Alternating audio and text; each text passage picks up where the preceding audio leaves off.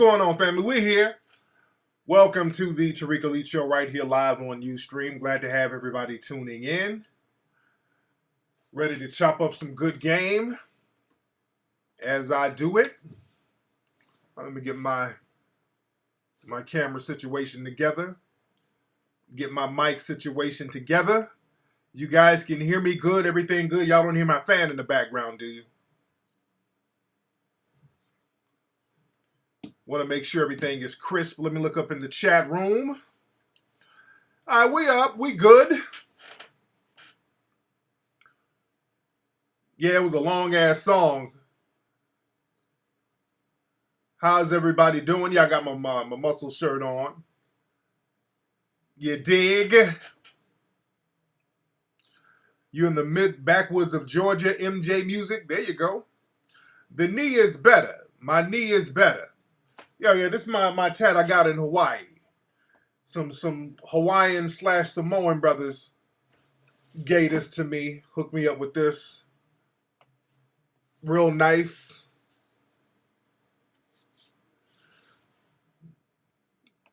Yeah, I bust my ass on that scooter the other day. Had to go. I went to the emergency room to get my knee checked out. I was trying out some new moves. You know, I was trying to challenge myself. I was trying out some new dance moves, and there were some moves that didn't quite agree with me. So I kind of fell back on my knee real funny style. So, you know, I walked it out, but I said, let me go get some x-rays just to make sure nothing is broken. And, you know, they kept trying to give me like this painkiller medicine, and I'm like, I don't want it. What's very interesting, they were trying to push this painkiller on me. It was some type of Motrin or whatever. I just didn't want to take it.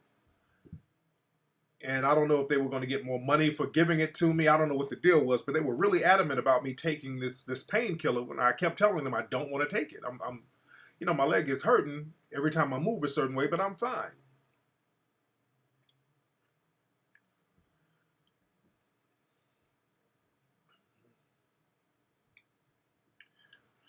The scooter has different names. It's basically it's called Funky Duck, IO Hawk. There's different names, but it's basically an electric skateboard scooter or self-balancing scooter.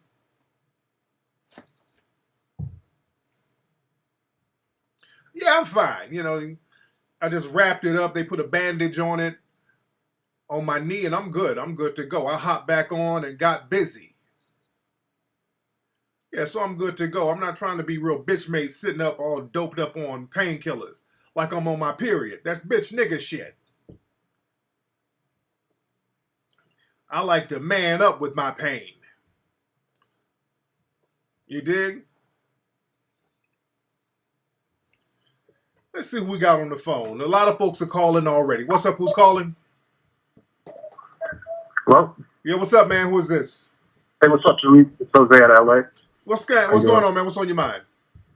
Man, I just wanted to see the string of arsons that happened in the South at these black churches last week. Yeah, I'm going to talk about that shortly, man. It's real heavy what's going on with these racialized attacks. So I'm going to touch on that now. Thanks for the call. But yeah, we know there's a lot of stuff coming out of Charlotte now because last week there was a white supremacist who shot up a black church.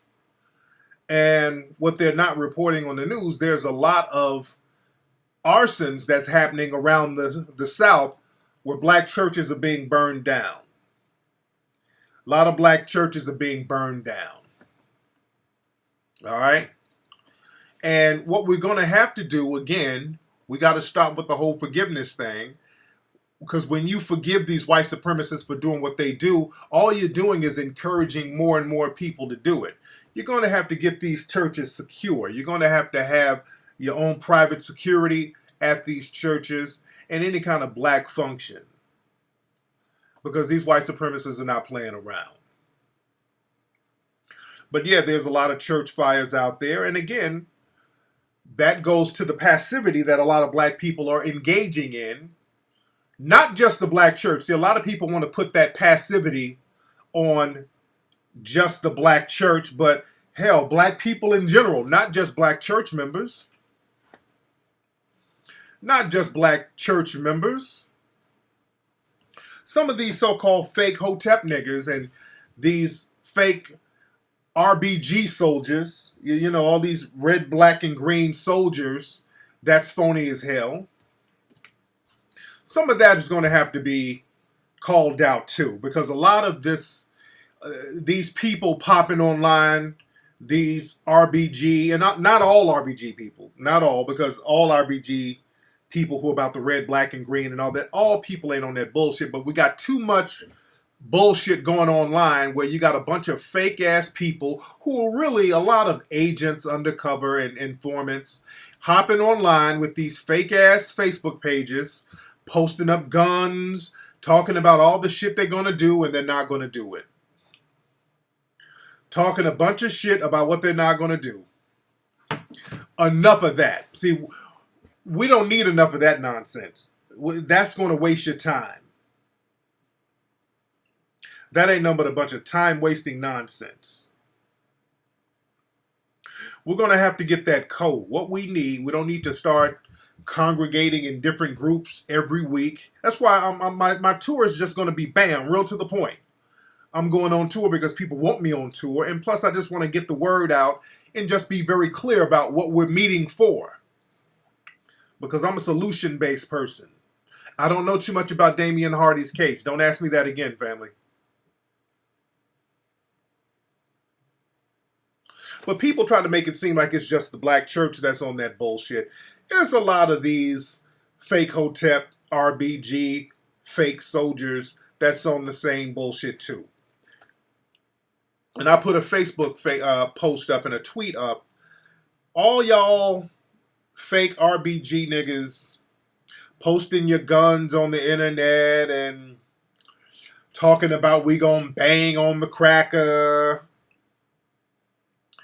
Why is it that every time I turn on the news or look at the internet, these white supremacists are having rallies right out there in Charlotte, in Charleston, I'm sorry. They had, the white supremacists came out there to Houston and Dallas and all that stuff when the whole little swimming pool thing was going down. All these old rah-rah, let's bring that heat to the crackers. How come y'all niggas are just nowhere when the white supremacists show up? All y'all talking that gangster shit on Facebook. Y'all are never around when the white supremacists show up. I heard them white supremacists out there, all those pro-Confederate flag people are out there. None of these bring it to the cracker ass coons, because that's what they are, and informants. None of y'all show up anywhere. Nowhere to be seen. Why don't y'all stop bullshitting? Bullshit time is over. Say what you mean what you say. Stop yelling about shit you ain't gonna do. Now, y'all know last week I was talking about, what's her name? The female going out there yelling at Don Lemon and all these people talking real reckless. And what did I say? Last week I said, look, this person, again, we got another person who looked like they might be an informant, somebody who was probably in the game. Well, they were in the game. And at the time, I didn't know anything about this person's background. I really didn't know. I'm just giving my conjecture. At the time, I didn't know. But damn, everything I said came out to be true. I said what they do, these white supremacists, they find some black people with criminal record. They got some charges they're trying to get off their record. So they make these little deals. And sure enough, the woman I was talking about last week, some articles came out bringing up her criminal record. Sometimes I get tired of being right. And then from what I understand, she got upset and she was trolling me all week. She's been trolling me under different accounts. These fake little COINTELPRO style accounts. I've been getting trolled by the same one or two people with about 40 or 50 different COINTELPRO style accounts, which further proves my point. So she does have a record. Not knocking her for having a record. But when you have a record and you clearly cut some kind of deal where you're out here to sabotage certain things, then that's a problem. And by the way, my phone number is 818-850-5404. For any of her people, which is not, it's really her and her different screen names, all those hundreds of people who were trolling my page, acting like they were a group of people supporting her, the phone number is wide open. Notice none of these people never call up. Just like a lot of those people who pretend to be feminists, it's hundreds of them on Twitter making a bunch of comments, but when I do the show, nobody calls up. Because it's really a handful of COINTELPRO-ass informants with these little sleeper cell troll accounts that they sit around and they wait for the right time to start trolling their bullshit. Black folks, we got to understand when we have people infiltrating us. We got to be very clear about people infiltrating us. And my phone line is wide open, by the way. What's up? Who's calling? Hey, nigga. What's up, Tariq? What's up, man? What took you so long to say something, man?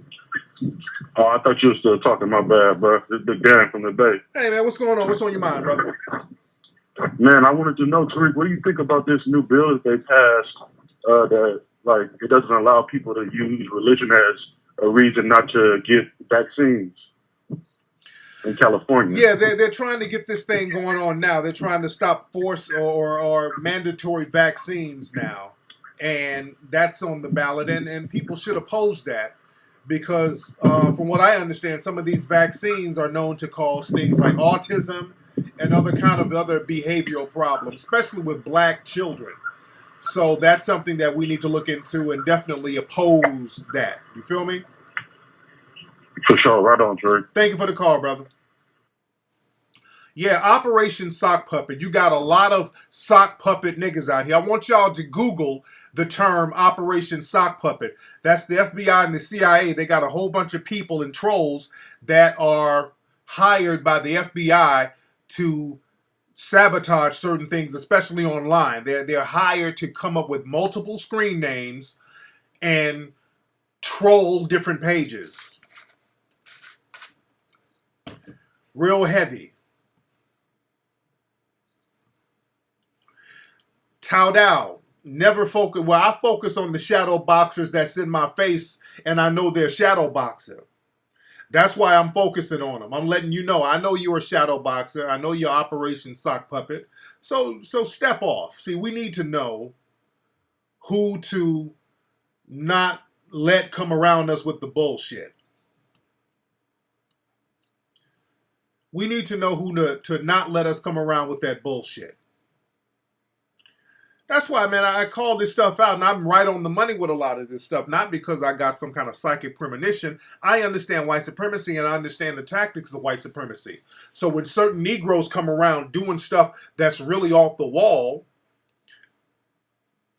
that's really indefensible, I'm going to come to two conclusions. Either this person is really dumb, or this person is playing dumb and deliberately trying to sabotage certain movements. And that person I was talking about last week, all that goofy stuff that was going on, they'll mix in some real shit because that's how they lure you in. They'll mix in some real shit, but when it comes down to it, they start talking real stupid and doing shit that will sabotage. Just like, for example, y'all see the TV show Power, the best show on television. The TV show Power is the best show on television right now. I say the show Power is better than The Wire. Some people will try to debate that. The show Power is better than The Wire. Power is the shit. If you do not have Stars, the Stars cable channel, you need to get that tonight after this show. Power is just such a great show. I love that show. Power is a great show. My favorite show on television. And there's a character on there. I'm not trying to give too many spoilers. 50 Cent's playing a character named Kanan. 50 Cent plays a character. He's a drug dealer named Kanan.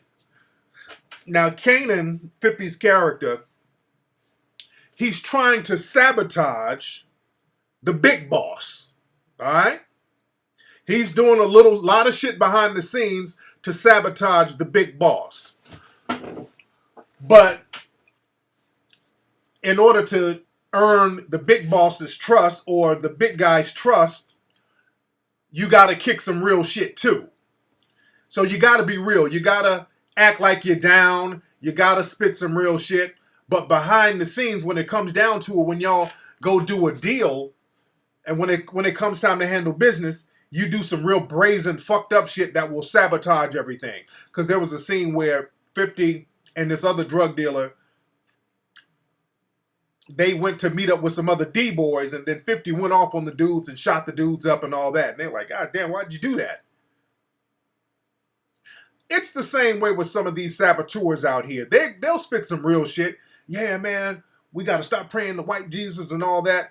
But then when you let them keep talking, they start talking goofy and start saying some real dumb shit.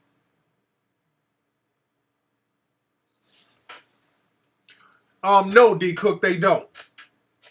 The Wire was good. The Wire was good, but Power, 100 times better as far as I'm concerned. Did y'all see Lala? Lala was on there last night. Lala bust them titties out. Everybody was talking about them titties.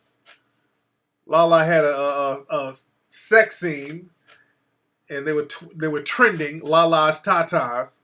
But Power is the show. That is the show. Love that show.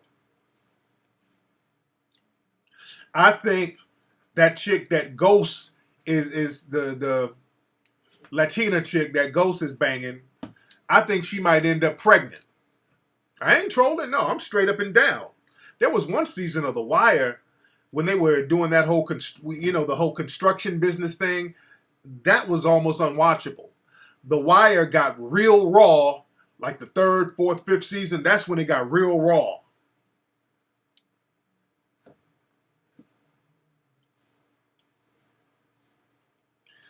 Let's see who we got. What's up? Who's calling? Hey, what's going on, Tariq? What's up? Who is this? Hey, this is Najee from New Jersey. Hey, listen. Go ahead, man. You know what? With the whole troll thing, I noticed that when I hashtag something, I get like a truckload of trolls. Yeah. Because I guess when you hashtag, it goes out and everybody can see it. But yeah. I just kind of like duck and weave. But this is my concern, Tariq. I'm going through a backlash from my family from criticizing Obama. Yeah. I basically criticized Obama about that recent speech. Right. Because I thought it was so fucking phony. Because he gave a speech as if he wasn't the president of the United States, like he was an outsider looking in. Right. I was like, wait a minute, you're the fucking president. You're bringing up issues that you can address as the commander-in-chief and the chief executive of the fucking United States of America. Yeah. And when I seen him giving his speech and people screaming hallelujah and applauding, I'm like, what the fuck are wrong? What is wrong with you people? Because black folks, they know with us, all you got to do is just show up and sing some hymns, which is all these politicians do. And he's following a politician tradition. All these politicians, traditionally, they just go down to the hood, go down to a black church, eat some sweet potato pies, sing a couple of hymns, and then black people are eating out the palm of their hand. And Barack Obama did the same thing. He went down to the church singing Amazing Grace and talking about, yeah, racism exists. Well, yeah, you got a lot of black folks in the prison. They shouldn't be in there. And I'm like, okay, well, what the fuck are you going to do about it, man? You doing all this stuff. He's doing all this stuff for the Hispanic community and the gay community. They getting all these victories. But when it comes to us, all of a sudden, he's like, well, man, it's hard out here. You sound like a nigga who work at a damn car wash or something all of a sudden. Exactly. And Tariq, what the fuck is up with these black folks that's not gay, but making it seem like this past Supreme Court ruling of same-sex marriage was like some kind of victory that's going to affect your fucking life. Yeah. I'm just, Tariq, I mean, you know what? I want to say I'm done and I give up, but and I'm getting backlash from my family. So yeah. I'm like, how do I deal with it? Yeah, brother, sometimes we got to leave people where they are, and we got to start gravitating towards the people who want to empower themselves. And let me touch on some of this stuff right now, but thanks for the call. All right. Yes, indeed. But for those who don't know, the Supreme Court just ruled that same-sex marriages are now legal in all 50 states. Same-sex marriages are now legal in all 50 states. And the timing of that is very particular. It's very peculiar, I mean. The timing is very peculiar. Because this came right at the international community is looking at black people get slaughtered and black people are getting attacked by these white supremacists. And all of these other groups, they've traditionally piggybacked off our movements. So whenever we have a movement going on with black people out here in the streets trying to get stuff done, the white supremacists, they know they're smart enough to latch on to it. That's what the whole Black Lives Matter thing is. With Black Lives Matter, every time we're out there protesting, and let me give y'all some game, and I've said this a million times, we got to have an agenda. We never have a specific agenda. We out there talking about shit like, well, no justice, no peace. We got to start being very specific about stuff. Because these white supremacists, they latch on to our movements and they have a specific agenda. So we'll get the momentum going and then they'll say, okay, we're connected with them. So can we get this whole gay marriage bill going? And they will co-opt our movement like it's nothing. They have no problem co-opting our movement from the civil rights movement. Hold on. Let me show y'all something. As an example. And this has been going on since the 60s. This has been going on since the 1960s. And let me show you something, family. Now, y'all remember the famous picture from the 1960s. The Tommy Smith, these Olympic winners, after they won their gold medal, they stood up and gave the Black Power salute. Very iconic picture. This is the picture.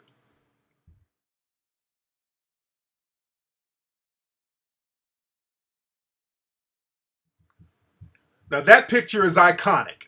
That picture is very famous. It has stood the test of time. Very revolutionary. Those brothers stood up for what they believed in. That was a very proud moment for the black community. Now that the gay marriage thing has gone through, and good for them. I'm not knocking anybody's style. If you want to get married, I support that. I'm not trying to put my neck on the line for anybody like that because y'all ain't doing it for us. But that's a good thing. That's cool. But what's not cool is some bullshit right here. This is what they put out afterwards.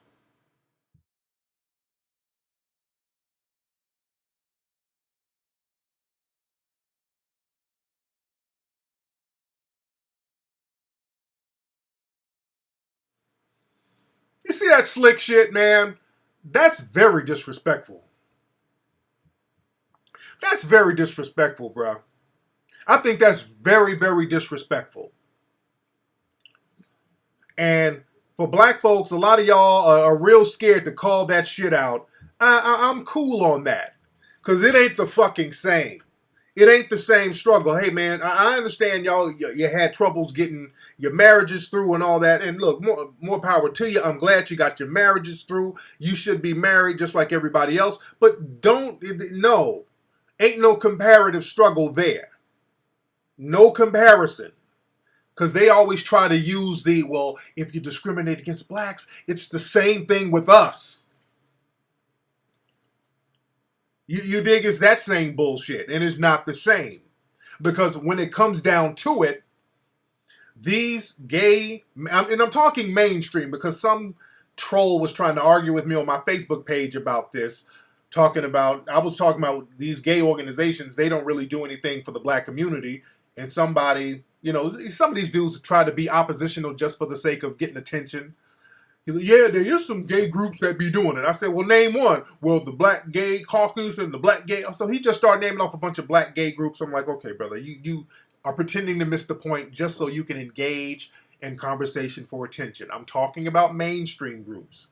So we start talking in circles, which is what you do when you don't have an answer. None of these mainstream gay, lesbian organizations, they don't ride out for us. And I ain't talking about them just writing a letter or some shit like that. They might quietly write a letter. Well, we wrote a letter in support of Mike Brown's mom. Little bullshit like that. I'm talking about really ride out like we ride out. They ride out for what they believe in. They know how to target sponsors and they know how to do shit. So all that we wrote a letter bullshit, that's real dismissive. That's very dismissive. The only reason the National Organization of Women spoke out about that little black girl getting beat up and sat on by that cop out there in Dallas was because people like Roland Martin was calling them out, and they reluctantly did it. And it's another thing for these lesbian groups and these gay groups and these women's groups, these mainstream ones. Gloria Allred, who's a feminist lawyer, white lady, instead of representing the little black girl that got sat on by a male cop, instead of representing her, she went and represented the white woman who was out there calling them kids niggas and all types of shit. Gloria Allred represents her.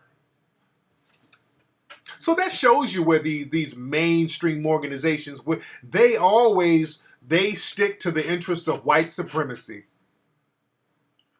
They stick to the interest of white supremacy.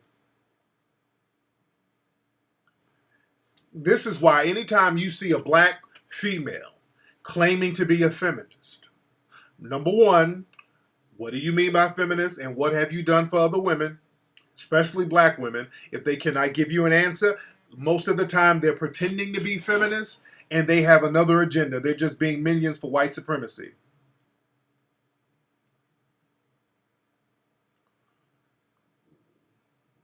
Hold on, sir. Let's see who's on the phone.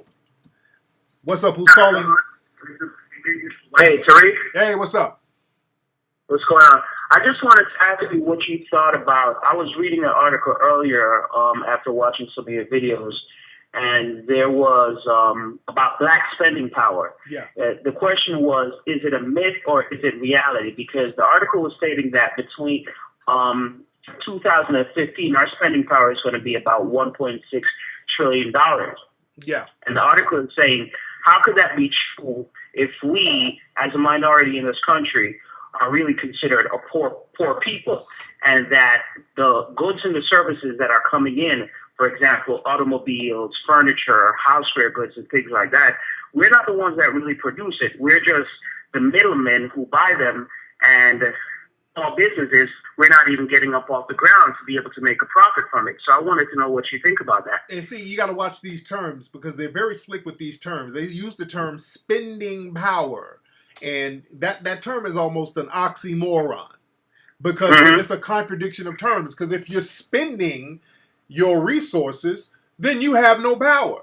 You only have owning power. The power comes in owning. And that's what we don't have.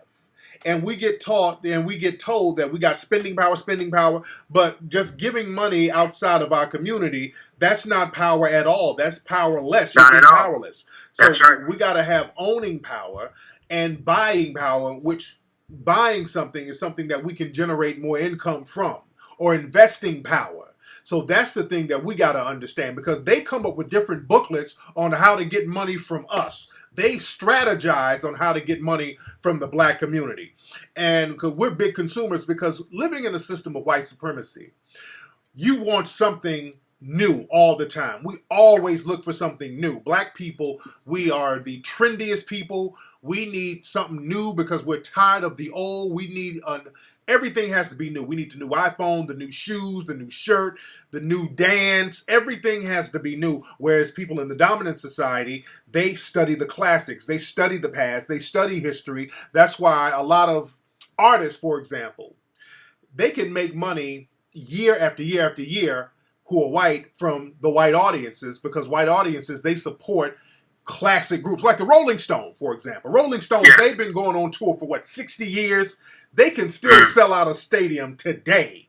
These motherfuckers are going on stage with walkers and damn oxygen tanks and shit, but they can still sell out an arena.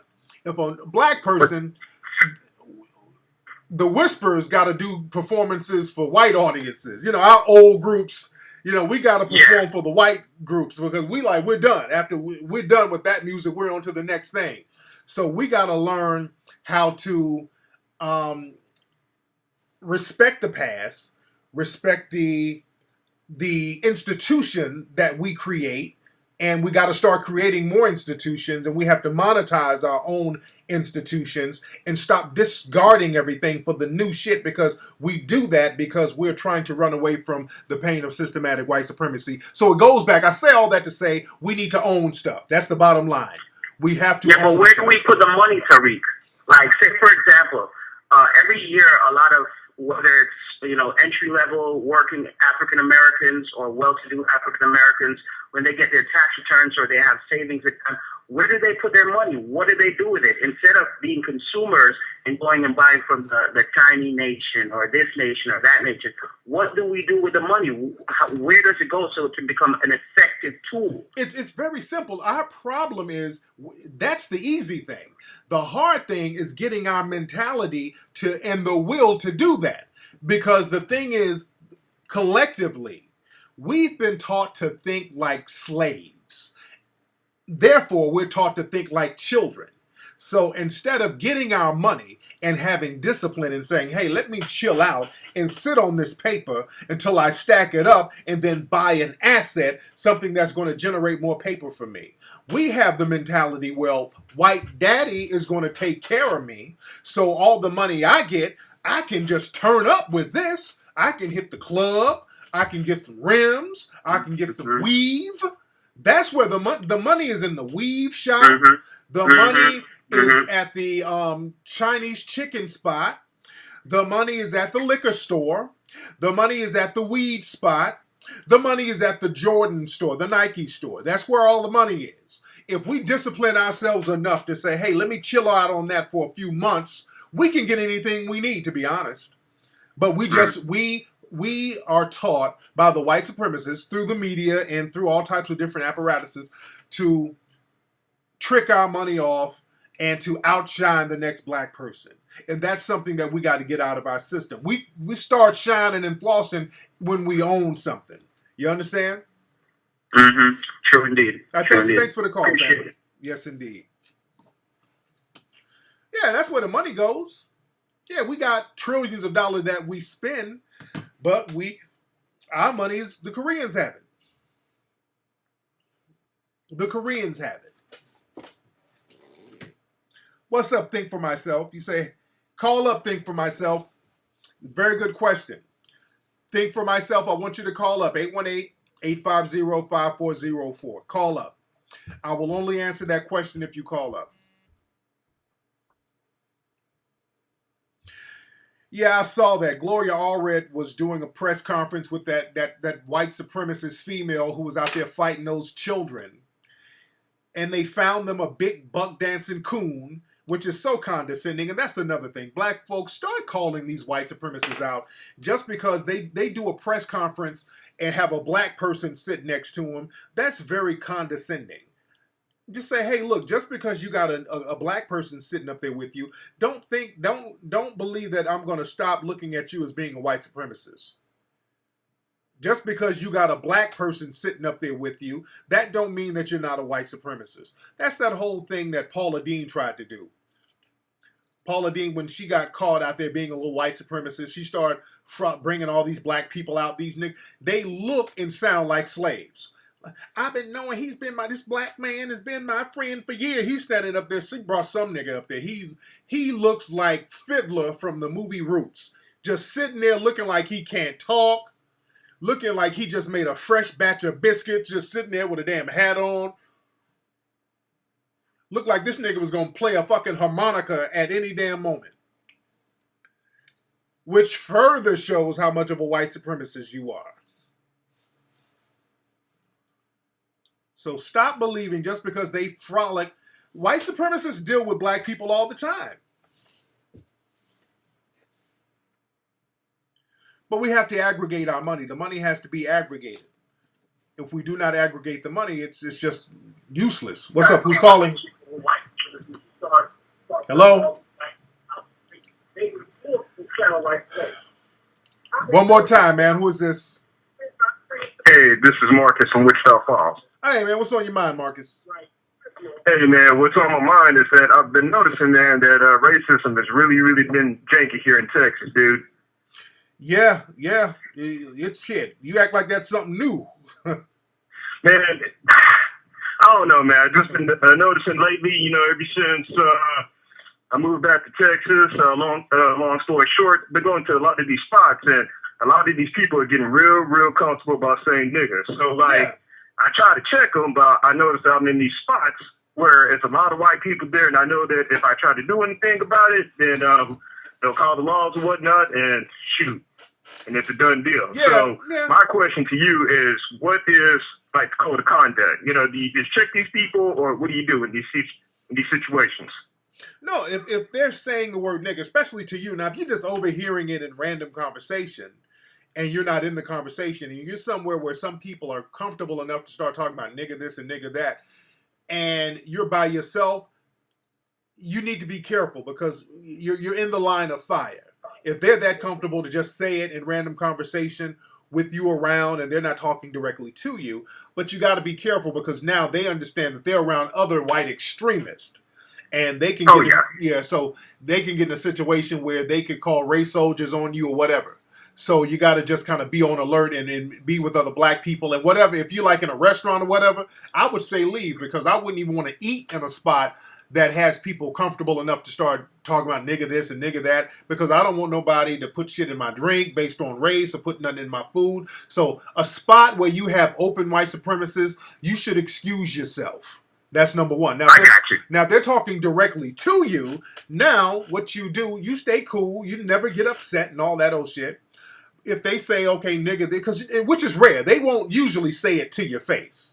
If they say it to your face, if they're bold enough to do that, usually they're about to back it up with something else. So if they say nigga, you better be on alert, ready to beat their ass or have a good conversation with them.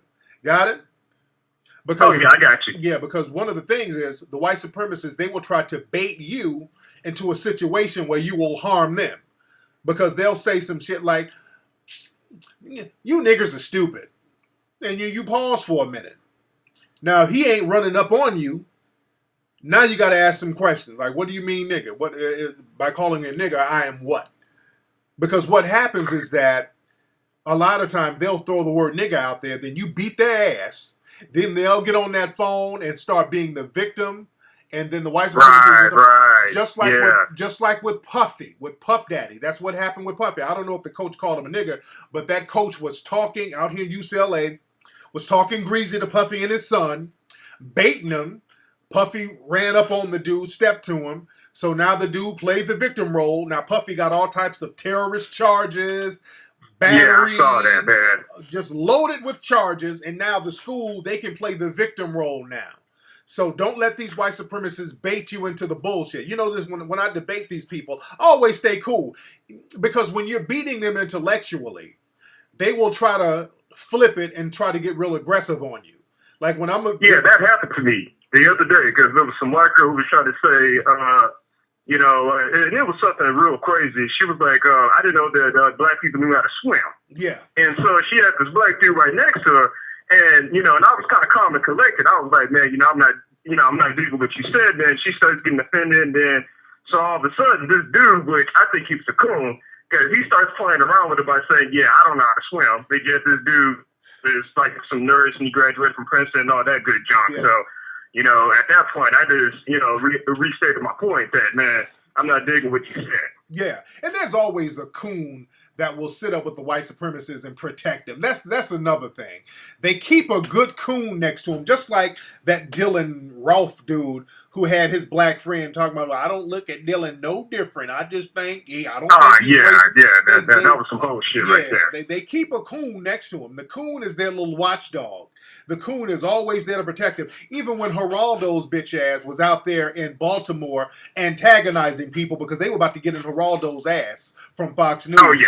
The black people out there out there protecting Geraldo and stepping in between the people so they wouldn't get to Geraldo. It was black folks out there with that bullshit. And I was calling some of them out when I went out there. I was like looking for those security people who was out there protecting Geraldo, out there spitting all that stupid shit. But we got to stop being the watchdogs for the white supremacists. And also, don't let them lure you into no bullshit. But thanks for the call, fam. Yes, indeed. Well, we're deep up in here. We are in here deep. Don't forget, man, my lecture tour starts next week. My lecture tour starts in Philly next week. Think for myself. I'm going to tell you one more. And as a matter of fact, think for myself. I'm banning you from the room because you're clearly trolling. Got it?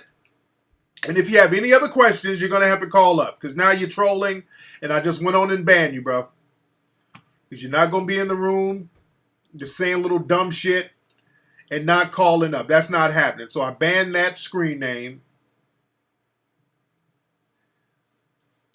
I went on and banned you real quick. But we got to stop falling for the okie doke. We're in here heavy. We got like, 1,500 people in here right now. We're in here heavy.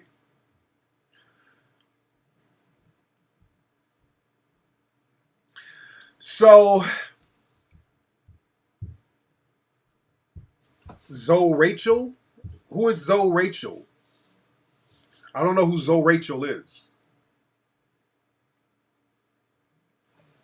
Yes. So, to get tickets to the lecture, go to TariqLive.com. TariqLive.com. Let me give y'all the link. www.TariqLive.com. Get your tickets right now. I'll be in Philly this next Sunday. I will be in Philly next Sunday doing a lecture. I will be in Atlanta the following Saturday, which is the 11th, and I will be in Detroit Saturday the 18th. Shout out to brother Phil Valentine. He was out here. We filmed him for Hidden Colors 4. Brother Phil Valentine was dropping that hot fire as usual.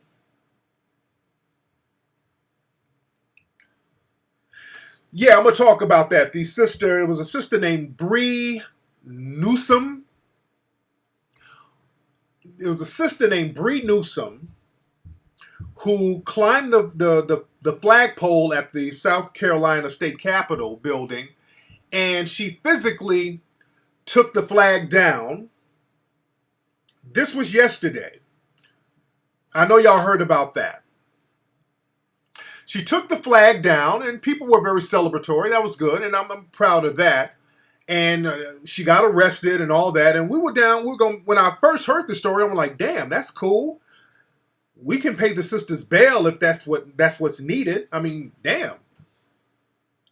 So that's a good thing. Not, No, it's a sister named Bree Newsome. I think that's her name. And they had the hashtag Free Bree and all this stuff, and that was good. And I'm very proud of her for doing that. But when I looked deeper into the story, I'm like, okay, some red flags are popping up. Not to take anything away from the sister. Some red flags are popping up.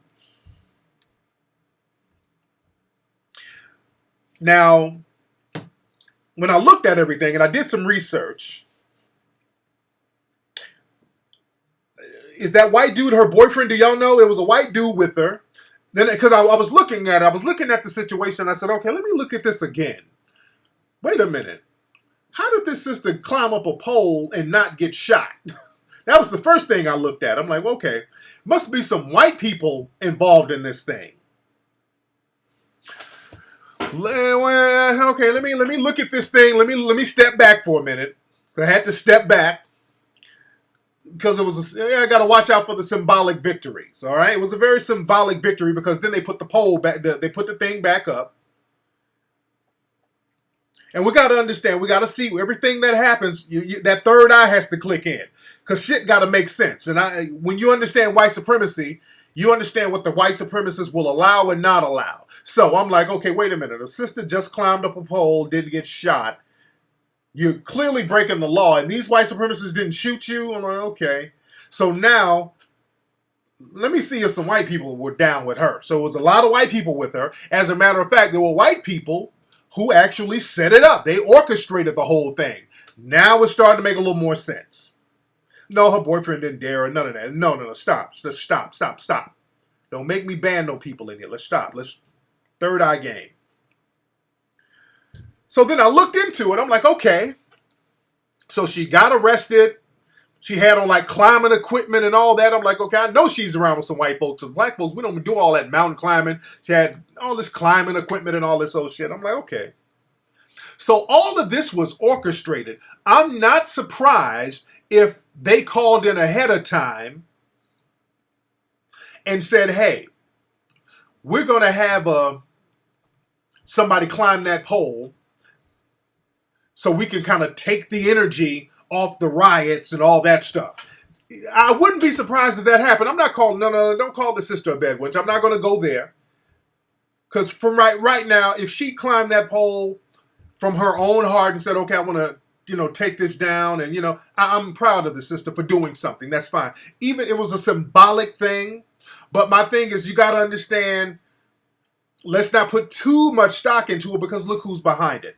Because now another thing, when she got arrested, I'm thinking, okay, I didn't know if she was by herself or not. So I'm like, hey, let's bail her out. But then I found out immediately there was already an Indiegogo page up. I don't even think she was in jail. By the time she was in jail, there was an Indiegogo page already up. So they had already planned this. The Indiegogo page, I think they got damn near $100,000 by now. And on the Indiegogo page, the page is run by an organization, a white organization, nonprofit called Credo Action, which is kind of funded. These are the people that's that whole George Soros funding these people, that whole Black Lives Matter. It's that whole thing. So now, she wasn't by herself. So now you got some people in the dominant, you got a bunch of non-black people orchestrating the whole thing. So now that's kind of the issue I have. So now you got these non-black people who are profiting off of it. So look up Credo Action. They're really the ones who are behind all of it. So now, okay, Credo Action. Let me put the name in. Yeah, the NAACP, and that's another thing. When I saw the NAACP talking about she's the new Rosa Parks, because now whatever the NAACP is doing, I'm looking at suspect now. And I'm like, okay, we got to have the white supremacists or suspected white supremacists hold our hands. Okay, hold on. Credo Action. All right, look that up. Look up Credo Action. All right? So we got to understand this, family. When the white supremacists, even if they're coming on the friendship tip, when they coming to us saying, hey, I'm here to help you, when the suspected white supremacists come around, I want black people to remember this for the rest of your lives. I want you to ingrain this in your brain for the rest of your lives. Whenever the suspected white supremacists, even if they're being very nice, just because somebody's being nice don't mean they're white supremacists. But when people come to you saying, hey, we're here to help you black people, always understand they've already figured out what kind of money and benefits is going to be coming to them. They've already figured it out. They've already mapped out how much money they're going to make off your ass. They never come to you on some, let's just be on some goodness of my heart shit. There's always a financial gain at the back end with the white supremacists. So when they come at you with the smiles and, hey, Black Lives Matter, come on, we're going to help you. There's some money in it for them. So when I see black folks doing something, they'll let you be the front person, but then they get all the paper at the back end. They'll let you be the front person, but they'll get all the money and the accolades in the back end. They'll let you take all the hits. For example, when the movie Precious came out, and I talked about this before, when that disgusting movie Precious came out, was it Precious? What movie was it? Was it Precious? It was one of those movies. What movie was it? It was one of those movies. I'm thinking it was Precious. Which one of those movies? It won a lot of awards. It was one of those. It was either Precious or The Blind Side. It was one of those movies. I'm thinking it was Precious. Now, when Precious first came out, they kept bigging up the fact that Tyler Perry and Oprah were the producers, which they were not originally the producers. I'm thinking it was Precious. And they kept bigging up the fact that they were the producers and all this old shit. But they really weren't. They put them on there afterwards. You know, they put them on as producers after the fact. But when Precious started getting awards and Oscars and all that, all these suspected white supremacists, they were lining up to get their damn award. When the shit became a success and started getting awards and Oscars, them white supremacists were knocking each other over, getting their damn awards.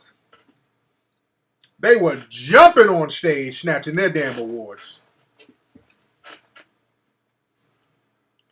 It was Precious.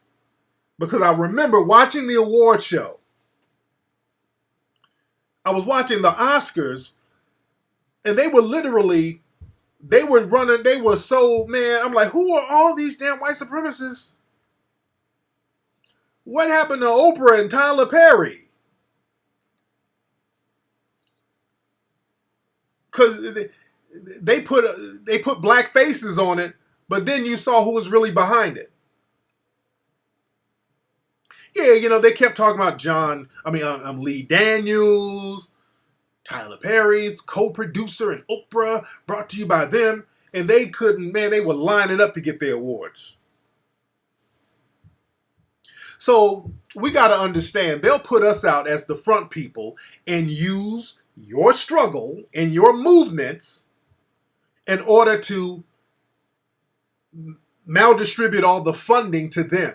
The white supremacists are very smart as far as that. See, the thing is, I never fall for that. What about black on black crime? See, y'all look at the black on black crime. I'm looking at the white supremacists. I'm looking at what the fuck they're doing. Why are you in the room? When when black folks are bickering and arguing, I'm looking at the white supremacists who's paying people. I'm looking at the white supremacists and the suspected white supremacists who are in the corner, kind of trying to look inconspicuous. I'm looking at them. I'm trying to see, where's this money going? That's all I want to know. Where's the money going? And with this young lady climbing the pole and getting a lot of momentum for that, it looks like this Credo Action organization is going to be getting the most money. And that's a non-black organization. We got to stop falling for the Jedi mind trick. And also with this young lady climbing the pole, and I said this on Twitter and Instagram, let's not let other people co-opt this, because I've seen some people on Twitter and Instagram already talking about, yeah, we want something done. The black woman got to do it. Yeah, these black men ain't shit. I've seen some of those little ramblings. So people are trying to turn it into a gender issue. You see? You see? You got to be very careful. The white supremacists, they play chess with us. They'll start creating, when they'll start telling you who the leaders are. Hey, that person should be your Rosa Parks. And I'm not saying she shouldn't be. I'm not saying she should or shouldn't be. That young lady, I'm not knocking whatever she did. But whenever the white supremacists start telling us, and the coons, like NAACP is Coon Train Central right now. When they start telling us who the new Rosa Parks is and all that, then you got to be like, okay, your credibility, motherfucker. Yeah, the Code of Conduct tour will be on DVD. Dude, they're already going to the gender thing. They're already doing the gender issue thing. So watch it. When they tell us who the leaders of black people should be and who we should look at as the next Rosa Parks and all that, hey, it's a red flag. When they start telling you, usually they always tell us that the people from Black Lives Matter are the leaders. You see that in a lot of different news outlets. They always say, well, this person from Black Lives Matter is the new leader. These random people that a lot of us in the black community don't even know. All of a sudden they say, okay, that Black Lives Matter person is your leader. Always watch that when the white supremacists are telling you who your leader is. Because we dictate who are the people that are going to be our so-called leaders, or the people that we look up to, or the people that we listen to. Like, we elected Marcus Garvey as somebody that we would roll with. We elected Malcolm X and people like Elijah Muhammad. You got to understand that when they're telling you who the leaders are, you got to be careful.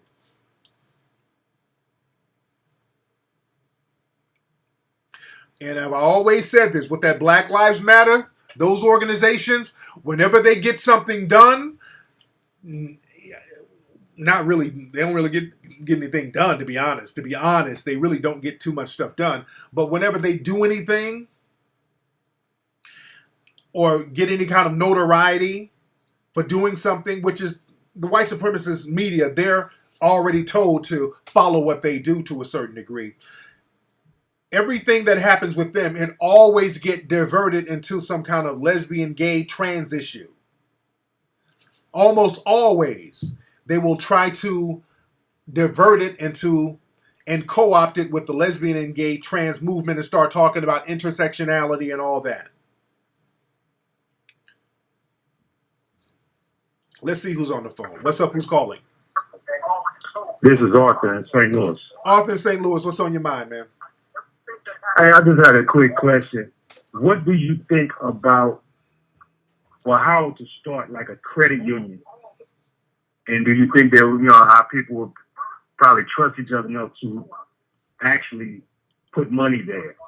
Yeah, well, there's different ways to start it. There's you can look online and find out different ways to get the charter and all that stuff. But that's another option other than banks. We do need credit unions, and I think that's easier to get than to actually get a bank.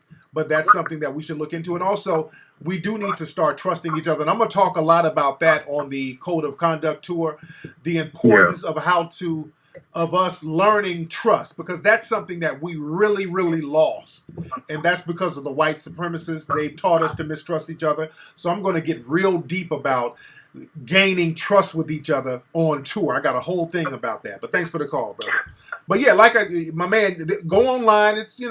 I can't just say A, B, and C, this is what you do to start a credit union. There's a lot of work that goes into it. You got to know where to get the location. It's a lot of stuff that goes into it. So it's not a very easy conversation.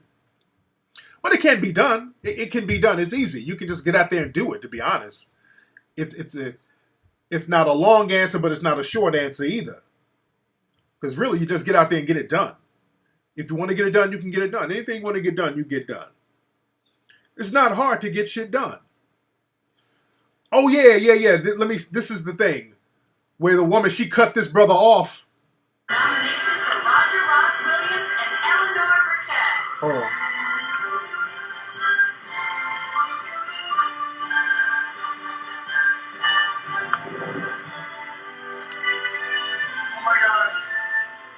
This is amazing. 2 years ago when I got on the airplane and went to Zimbabwe, I never... Okay, y'all can't hear that well. But yeah, this brother was given he got an Oscar, and some white lady just ran up and bogarted him. She was like, well, let me speak, shit.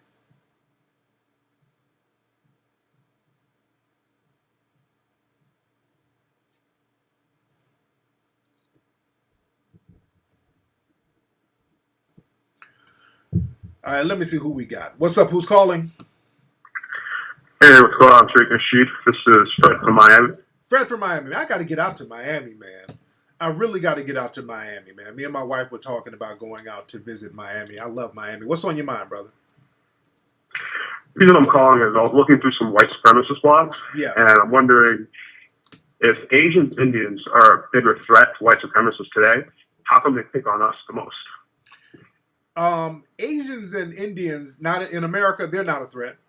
They contain them, and if they get out of line, they know how to send them right on back. So they're not a threat over here, not at all. They're not a threat whatsoever. They can send them right back to India or Asia at the drop of a hat, and they know it. So that's why the Asians and Indians, they come over here and they're on their P's and Q's, and they have a code of conduct because what they do, they send a lot of their resources back to their homeland. So they can be somewhat of an economic threat, but you can't, because they still have ties to their homeland for the most part. You can't mistreat Asians and Indians because that's going to ruin diplomatic relationships with their country. You understand that?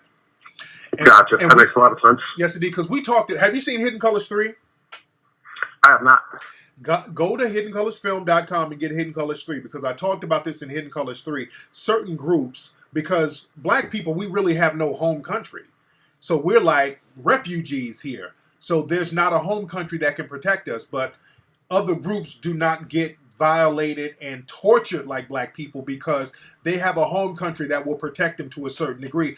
And in Hidden Colors 3, I talked about how in the late 1800s, the white supremacists, they were lynching Italians. They lynched a group of Italian people down in New Orleans. And Italy found out, and Italy almost went to war with the United States over that. So the United States had to apologize to Italy for lynching those Italians. So we don't have that kind of backup. So we just get lynched over and over and over and over again, and nobody's protecting us. So this is why we got to get that code of conduct with ourselves so that we can protect each other. Got it? Got it, man. Hidden Colors 3 is the next on my stop. Thanks a lot, Tariq. Thank you, brother. Yeah. And countries in Africa should step up. Well, who? See, the thing is, and this is the thing, y'all got to understand this. People, because this is another thing, when people say, y'all niggas need to go back to Africa and all that, the white supremacists, they were very slick about not letting us know what part of Africa we were from. And also another trick that they didn't let you know who was from Africa and who was indigenous to this land. You got it? They didn't let us know who was indigenous to this land, and a lot of people who are classified as black were actually indigenous to this land.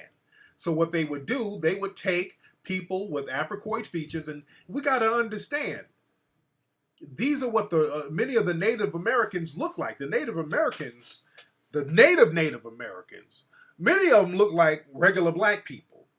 This is something that they like to try to deny. They try to lie about. We've proven this shit so many times in the Hidden Colors films. If you were to go back in a time machine and go back to the 16 and 1700s and see some of the Native Americans, a lot of them would look like regular black people. A lot of them would look like straight up regular black people. And we talked about this real deeply in Hidden Colors 2. Especially in California. Out here, we showed pictures of Native American tribes that looked exactly like African tribes.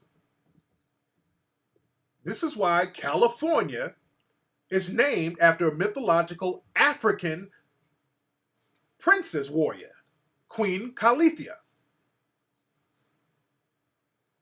And some of the writings that European explorers, when they came here, they said these people look like the Ethiopians. That's what they called Africans at the time.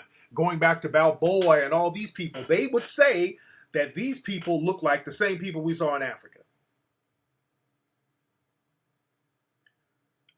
And we provided indisputable proof in Hidden Colors 2. We showed the pictures, the whole shebang. So that's another thing. So be very careful when people start talking about all that. We need to go back to Africa because this is our indigenous land too. Many of us, the Washitas and all these people, the Yamasees, these are jet black people, man. Hell, even when you look at Native Americans, if you go look at pictures of Native Americans before the year 1900, most of the Native Americans you saw were black. I was just having a conversation, me and Phil Valentine was talking about this. How the white supremacists, they co-opted these Indian tribes because, again, when there's some money involved, the white supremacists, they know how to co-opt shit. That's why when I look at a Seminole tribe now, the Seminole people now are lily white. Seminoles were damn near all black. Or very dark. They were dark people. The Seminoles were basically black, according to the photographs, according to the writings, according to the witnesses, according to the people who fought them. These people were black Indians. So we got to understand that. This is our indigenous land. That's why they would call some of these tribes the Blackfoot tribes. Why would they call them Blackfoot tribes? Also, why do you think Columbus called the people here Indians? Well, you Indians are damn near jet black. Because he thought he was in India. Because they look like the same people he saw in India. The jet black people from India. He said, well, shit, these are Indians too. You dig? Indians are jet black, especially the Dravidians and all those people. So we prove that many of these people that you see now, the image of the Native American, they call it the red man. Ain't nobody red. The image of the Native American now, the people who almost have an Asian look, that's relatively new. The so-called Native American with that red, almost Asian-like look, that's relatively new.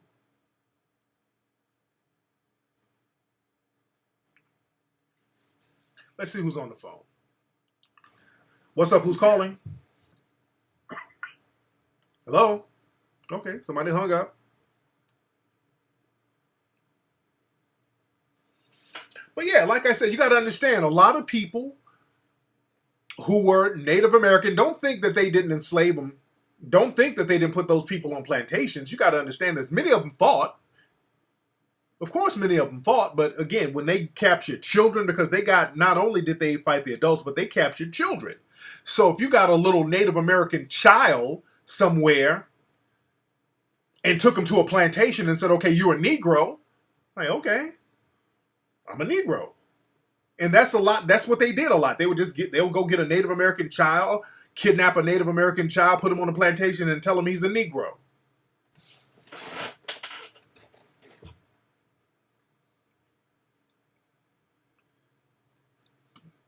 Real talk, brothers. Real talk. So that's why a lot of black people are not lying when they say I got Indian in my family. Because that's been kind of a running joke. Black people are often dismissed for saying that they got Indian in their family, but a lot of black people do have Indian in their family.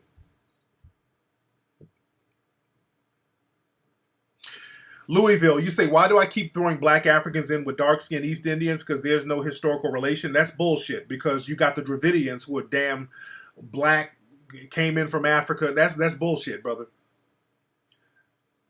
You had Africans going into that area, going over into Asia, going over into what we now know as New Guinea, going into Australia, all that stuff, then going into the Polynesian islands. So what you're saying is complete bullshit.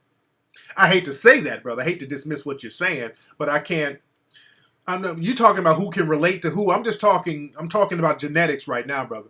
I'm just talking about genetics. You talking some other shit. You talking about who they don't relate. Nigga, a motherfucker from Compton don't relate to somebody from Watts, all right? I ain't talking about who relates to somebody socially based on the system of white supremacy. I'm just talking about genetics, all right? See, that's why niggas start talking about some old other shit that ain't got nothing to do with the price of tea in China.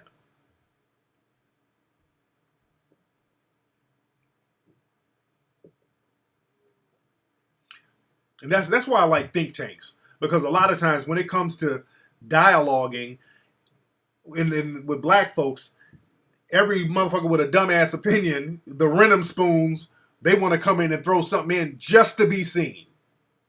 And I hate to dismiss you like that, brother. We got to get off that too. That's another problem that we have.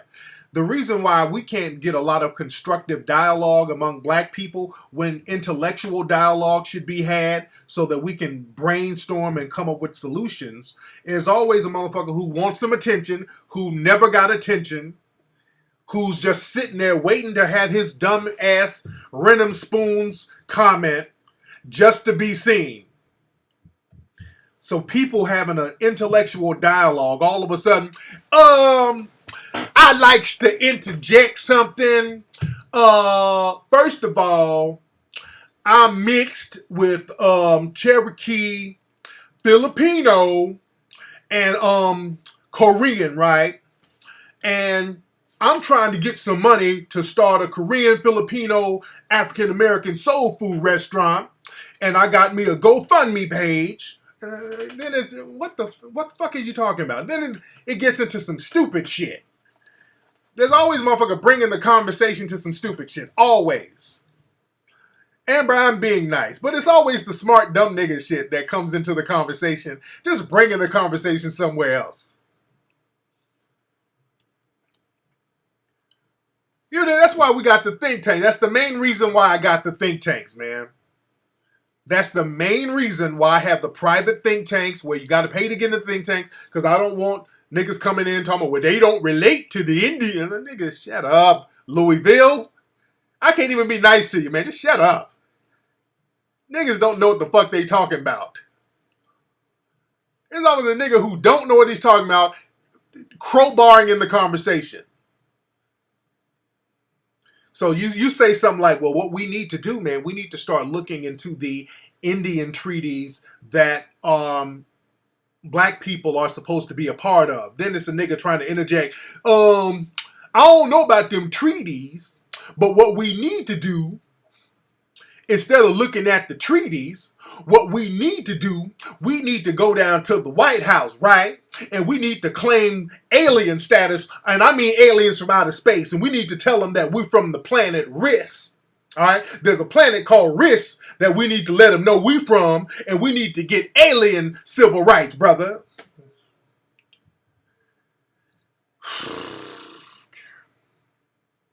All right.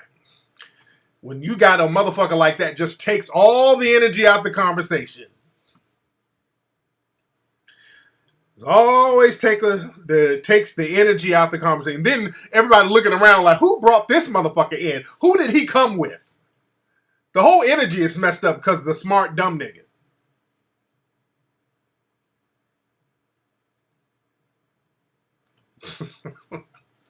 Because I literally had a person in here arguing with me. Y'all remember a few years ago on my live Ustream show, there was some nigga in here arguing with me about the planet Risk. There was a smart dumb nigga in here trying to argue with me about that.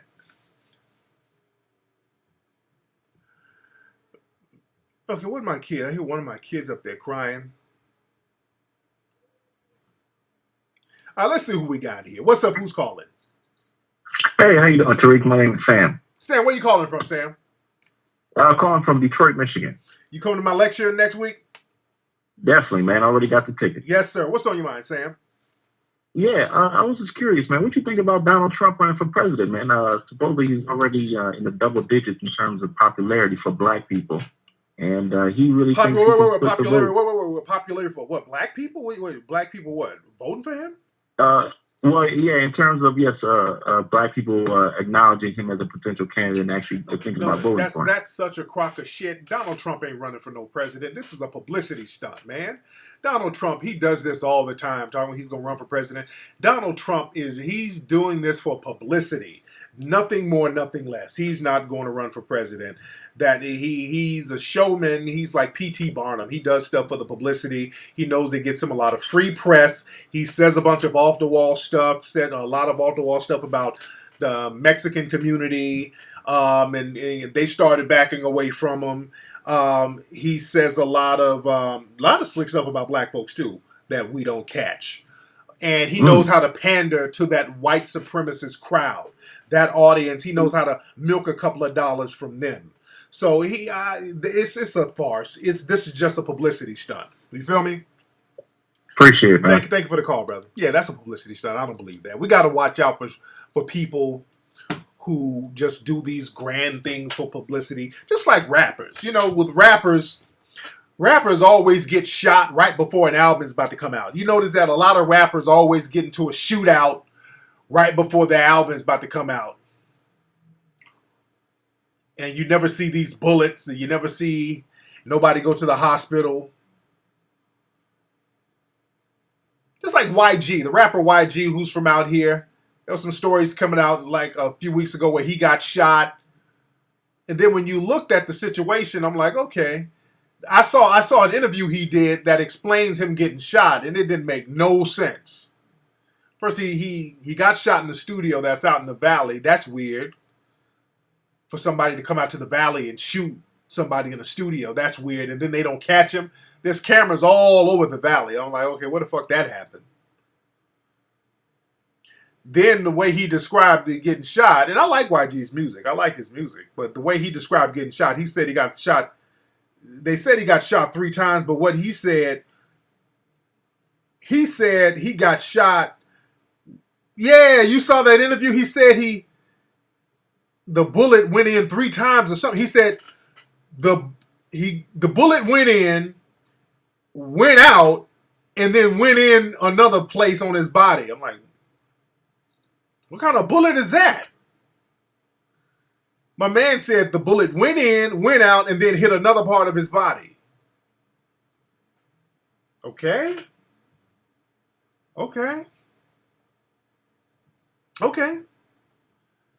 How'd it go in your hip? Okay, all right. Let's see who's on the phone. Hello? It's Jacques from New Orleans. Using a friend's phone of mine. How you doing? Hey, what's your name, brother? Jacques. So my real name, but my full name is Jacques Phillips. Jacques. Okay, what's on your mind, Jacques? All right.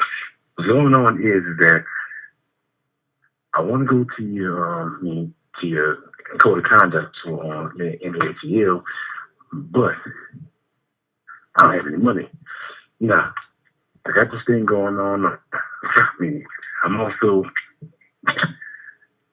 sorry about that. I'm just a little distracted. Brother, if you don't get to the point, man, what's taking you so long to talk, man? What the fuck is going on over there, dude? I apologize. So what now? So you want to come to my tour? You want to come to my lecture tour, but you ain't got no money? Yeah. Now the point is that I know how to. I'm trying to, give me some money from these women, but for some reason or another, it's just not working. Really? It ain't working? Damn. I wonder why. The problem is that it's taking me way too much time.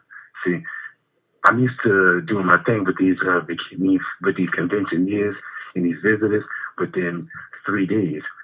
I need to break this all the way down. Break my game down all the way down to like an hour or 2. What kind of shortcut can I take to actually get straight to the point, get the money, go on to the next one? So you're trying to get some money from women, huh? Pretty much. How you gonna get some money from women and you can't even talk, brother? You can barely talk. What you gonna say? Get me some money. Use sign language, nigga. Use some fucking sign language because you can't talk worth a damn. So how you gonna get some money from somebody? Some women. I'll work that on out. What you doing for a living now? What do you do? Right now, I'm in the military. I'm an actor.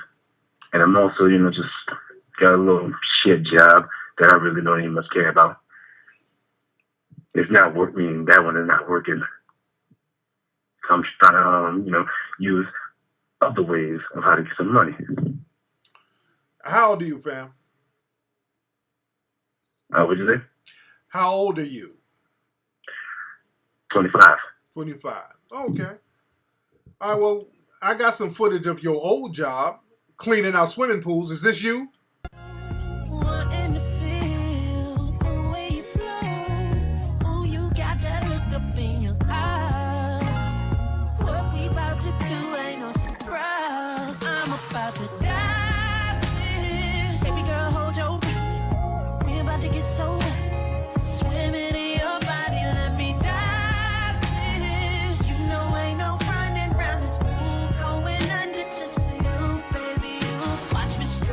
Okay, I had to get that nigga out of here.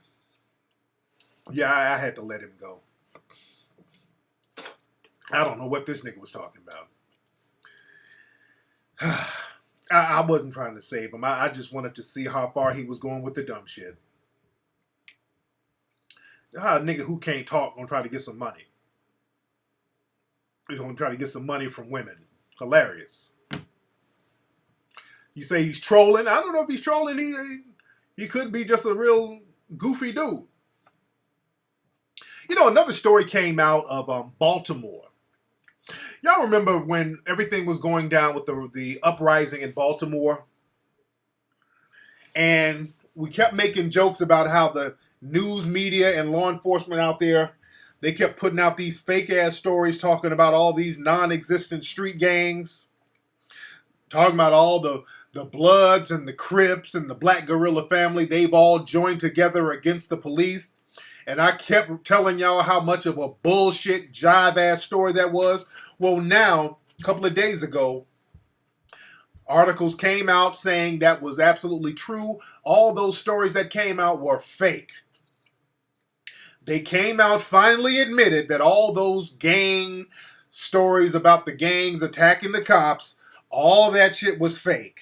Just like I told you guys a month ago.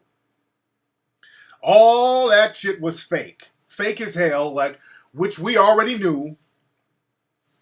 Because what happened, the feds and all that, they got to take an accounting now. They're trying to, because a lot of money and resources was spent sending out all those troops out there to Baltimore. According to the article that I read, and you guys can Google this, by the way, they sent out 400 federal troops out there to Baltimore. The shit I told y'all, it looked like Iraq out there. It was overkill. When I went out there, I was just dumbfounded by the military presence out there. That shit looked like a Middle Eastern militarized, occupied country, man. It looked ridiculously overkilled. They had military helicopters. These fools had all types of military tanks and rocket launchers and sound weapons, and the shit looked crazy. The shit looked crazy out there. And I'm out there in Baltimore just looking around like they are wasting all of these resources for unarmed teenagers and children. They're wasting all of these resources for unarmed children, teenagers, and young people.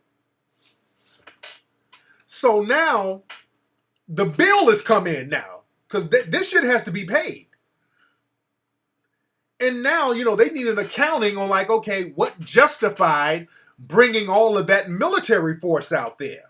Because they want to know, where did y'all get this source where the street gangs were going to start attacking cops and all that? Where's your source? So now they have to admit that the shit was uncorroborated. It was uncorroborated. There was no street gang threat to the cops. None. They made the shit up. They made it up. Which is what I said a month ago.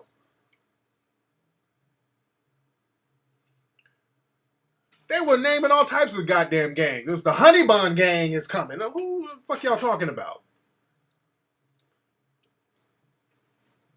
I knew good and well the Crips and Bloods and all these people out there were not going to band together against the cops. Because I was out there chopping up game with some of those dudes. And none of the OGs out here knew no shit about no damn truce that was going to start attacking cops. They were making shit up. So now, people are getting pissed off. because of all that damn money that was wasted. See, the thing is, and that's a good and a bad thing. That can work in your favor. That can work in your favor because the thing is, the cost of white supremacy goes up. So they're going to just drain their resources because that's the thing. When you start trying to militarize and subjugate people militarily, because that's the thing is, if you subjugate people militarily, you got to act very fast. This is why whenever they subjugate you or have a military strike against somebody, they got to act fast. Because a long military occupation, it drains resources. All those weapons and all those soldiers and troops, and that shit costs money. And taking them back and forth, that drains money. So you need your coons and your infiltrators. Don't think for 1 minute that these people had all that military out there and didn't have their coons and infiltrators. Just like they got out there in Charleston right now.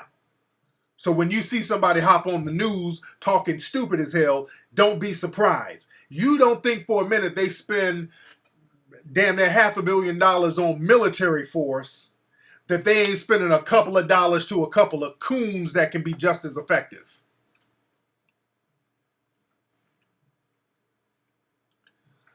What's up? Who's calling? What's up, Tariq? It's Eddie from Jersey. Eddie from Jersey. What's on your mind, Eddie? Man, I need some advice on in the dating world. Go ahead. What's happening with your dating situation, Eddie?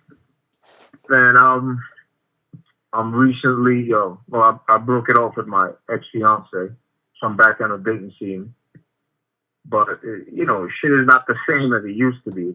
I'm having a difficult time breaking ice with these chicks out here. Like, chicks flaking, chicks on that BS, So, what's your advice on, like, just getting back in the game and, Now, how long? I got my own shit, car, job, house,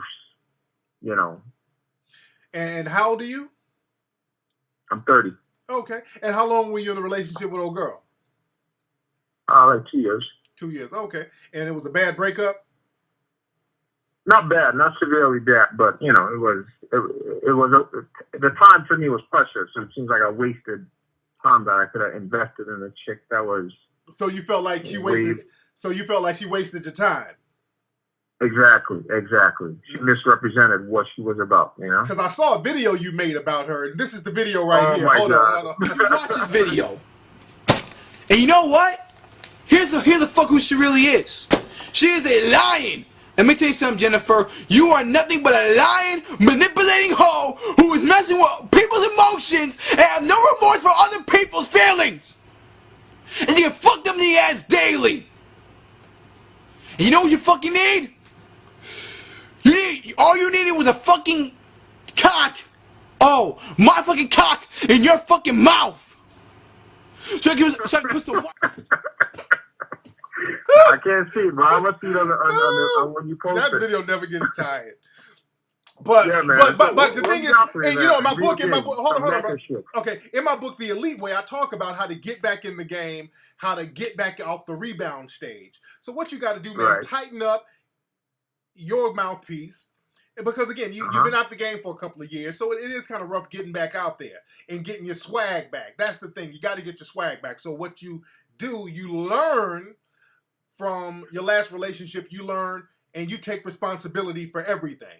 Because at the end of the day, as the man, you are responsible for whatever happens. Even if the woman cheats or do whatever, it's your responsibility to stay on top of your game so she won't. Or if you already have a woman who's a double dick clutcher anyway, it's your responsibility to understand what type of woman you have from the get-go.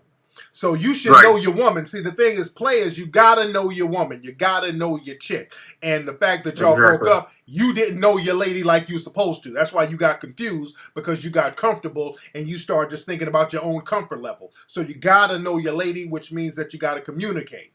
You got it? Got it. Well, one more question before we hang up. Go ahead. What type of leverage point, in the dating world, you would give a chick that's like flaking? Like, you set a time up, like, okay, we're gonna meet here, at 8 p.m. and she's like, oh, let's do 9:30, and then 8:15 rolls around. Oh, how about 10? You know, like she's how much playing. leverage?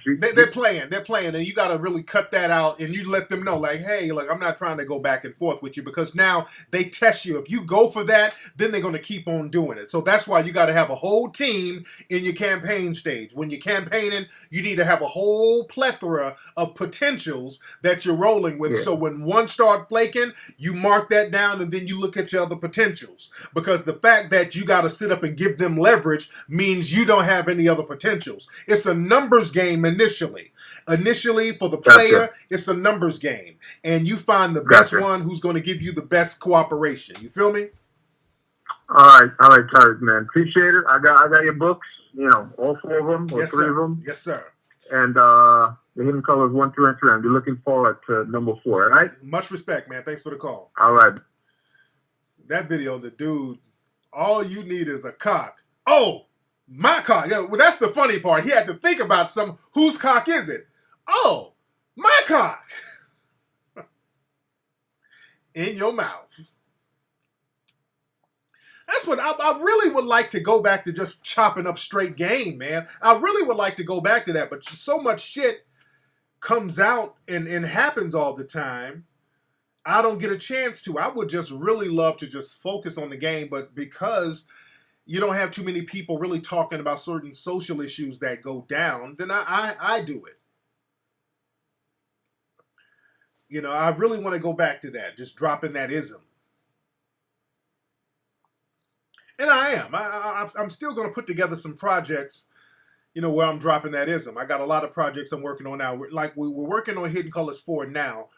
We're completing the script now for another feature film we're going to do. It's like a kind of a crime drama thing we're going to do out here in LA. We're going to film in LA this time. I like my LA film crew. Shout out to my brother Nas. I saw Nas in a new Sprite commercial.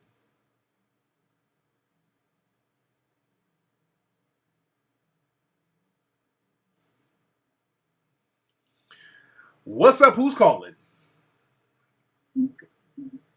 Hello? What's up, player? Oh, what's up, Tariq? I'm sitting there listening right now. I thought you...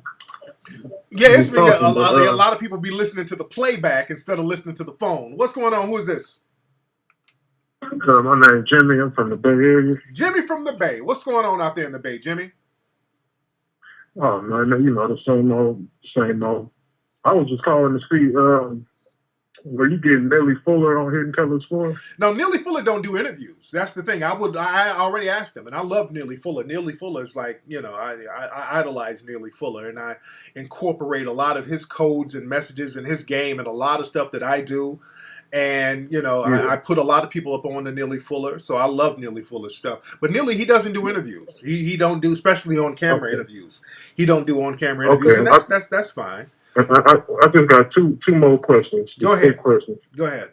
I was wondering, are you ever coming to the Bay Area, or will we have to get a venue for you? Probably if a promoter brings me out there, I come out there. I go anywhere there's a promoter and y'all got those stacks, I'll come. You dig? Okay. What's your other question? All right, and I actually forgot the other question. God so, damn. You know, I don't want to take up your time. There you go. Yeah, thank you for taking my call. Thank you for the call, brother. Y'all better stop smoking that California weed. My man straight up forgot. All right, who we got here? We got Bobby Bay. I'm from South Carolina. Hey, man, what part of South Carolina you in, fam? Flat Florence County. There you go. How far is that from Charleston? Oh, man, we really like a 80 mile. Oh, okay. Charleston. So what's on your mind, fam? Well, man, I just had to tell you, man, there's a lot of work need to be done here with the blacks in South Carolina. And, the reason why I say that is because we have a lot of us against one another, and we have a lot of Uncle Toms, and we really don't have many people of our color we can really reach out to. Yeah. I really think you could do a Hidden Colors about this state all by itself, truth be told. Yeah, man. South Carolina has a real deep history, and I was we were talking about that in the new Hidden Colors 4. We're talking about the history of South Carolina. South Carolina used to be rah-rah as hell. You had those Gullahs and those Geechees and those brothers like that. So there was a very rebellious spirit coming out of South Carolina. So they had to really work overtime to coonify the black people out there. That's why there's a high preponderance of coonishness going on out there, because that was a very deliberate effort, because South Carolina was about that fucking life for a long time, man. For a long time. So they had to get those Geechees. Those revolts, man. Those Geechees and Gullahs were raising hell out there. So they had to suppress that energy real quick, man. That's why they don't like talking about Denmark, VC. The only reason a lot of people know about Denmark, VC is because of the church shooting now. And that's enough. The shooting was symbolic of the black people uprising out there in South Carolina. That was a way for, that was almost revenge. You understand? That was almost revenge for them. There's a lot of tension here too, man. Yeah. A lot of tension growing up here. How we do. We try to look past race, but the thing is that the more we try to look past it, the more we're reminded of it. And anytime you're African American and you're strong, or you look like you got dream or promise, they literally will zone in that energy. It's still here. That supremacy, not like I'm not the type of person like, oh, white supremacy here, white supremacy there. Right. But I'm the type of person that's like, I can tell who I can work with and I can tell who I can't. And on that tone of skin, on their tone of skin, there's a lot of tension against the African American. Then I got to deal with my own. That's like that. It's crazy. And the reason why we have it is because we live in a system of white supremacy. See, I'm the kind of person, I'll look at the whole system of white supremacy and how they're responsible for the actions and reactions that we have within the system. So, and this is what I'm going to talk about on the Code of Conduct tour. So, brother, if you can make it down to Atlanta on the 11th, that'll be great, brother. Oh, yeah, I'm going to do that, man. No doubt, man. Thanks for the call, brother. Everybody in South Carolina should be in Atlanta, man. On the 11th, everybody in South Carolina, in North Carolina, in Florida, in Alabama, in Memphis, y'all need to be in Atlanta on the 11th. It's a big venue. There's a lot of room for everybody to come, so y'all need to be in the house, because we're going to chop up some real good conversation, man, on the Code of Conduct tour. I will be in Atlanta July 11th. Get your tickets right now at TariqLive.com. Where are the ladies? I want the ladies to call up. I haven't heard from my sisters. I haven't heard from the wisdoms. All right, all the fellas hang up for right now. Let's get some of these wisdoms to call up. Some of these ladies, some of the women. All right, the phone number for the ladies, 818-850-5404. I know a lot of y'all looking at the BET Awards and all that, ladies, but y'all call up, ladies. I'll stop bullshitting. Let's see what's on your mind. What's up? Who's calling? Hey, what's up? This is Red from DC. What's up, Red from DC? How you doing, fam? I'm all right. You sound like the last dude who called. We got a bass voice contest happening. Damn, you sound man. I always had a deep voice, man. Ever since I was a young man. There you go. What's on your mind, man? Well, long story short, man, one of my good friends, he's a good dude. He's dealing with a girl who he really likes, but I think he may be like the simp of the century, dog, and I don't really know what to tell him, how to help him out. He's into your work, the fantasy colors, all of that good shit, but as far as the game and whatnot, he's not really up on it. So, Well, the thing is, brother, you got to understand this. The brother game is for those who want to have it. You understand? You got to want to have the game. The game has to be in you, not on you. So you're trying to put the game on the dude. And the game has to be in him. And the fact that he's not asking for the game ain't really in him. So I can't bring out something that's not in you. He might have simping deep up in him, and he hasn't exercised that simping thing up out of him yet. He probably needs to be hurt a few times to get that simping out of him. But then you got dudes who's just destined to be simps. They ain't trying to learn no parts of the game. So the game has to be in you somewhere. That's why you can't really get game by proxy for the next man. You got to be willing to step out there and say, hey, man, I'm being honest about my problem. This is the issue I have, and I need the game in me to come on out, and I need somebody to help me direct this game and channel this game energy so that it can grow and flourish and I can bubblate in this game. So you can't do it for your dude. He's going to have to call up and ask what's happening, because I can tell you what to say, and you got the game and you can give it. I mean, you can get the game because you sound like you got a little game in your voice. But if you try to transfer the game to somebody and they ain't on the same page, it's not going to work. Just like a motherfucker who, just like somebody. Hold on, Plant. No, hold. Let me work, Plant. Let me break it down, brother. Just like a person, you can tell a person who's a volleyball player a football play, and he's not going to get it because that part of the game ain't in him. You understand? Volleyball is in this nigga's system, and you trying to get me to game up a volleyball player. So that's the problem right there. Go ahead. I mean, all I was saying was that, he's an intellectual dude, and it's not like he really has problems, like with women, but I just think that him being raised, like with his sisters and, stuff like that, I think he's taking a toll. But if you're simping, you got a problem. If you're simping, you got a problem. You just said the man was a simp.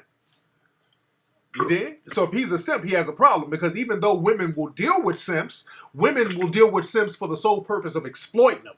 So you're just a free meal to a female out here if they see you got simping in you, because a lot of these women, they got enough game to see somebody who they can get over on. You understand?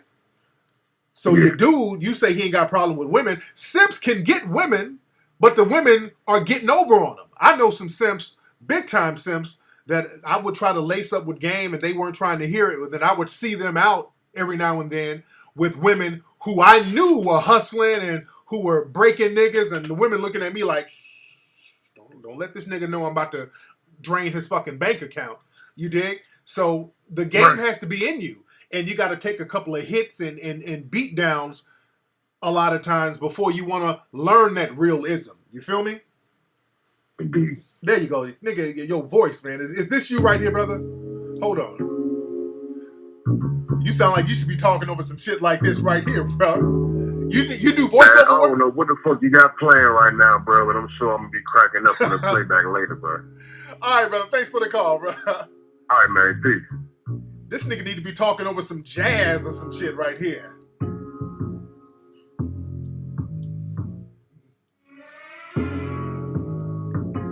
This nigga voice is deep as hell. All these deep voice niggas calling up. That's for all you deep voice niggas calling up. Yeah, you can't have game for the next dude, man. The dude has to call up.